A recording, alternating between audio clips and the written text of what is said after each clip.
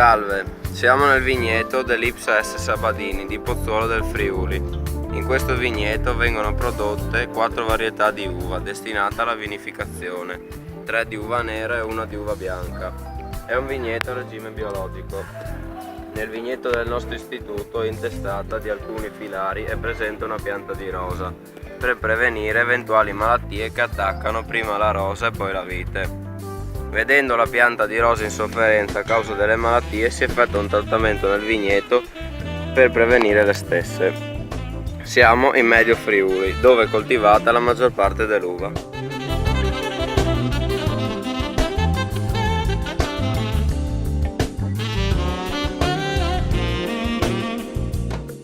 Ci sono delle regole da seguire durante una potatura. Per prima cosa bisogna assicurarsi delle necessità di potatura di ogni esemplare, perché ognuno ha un suo momento preciso.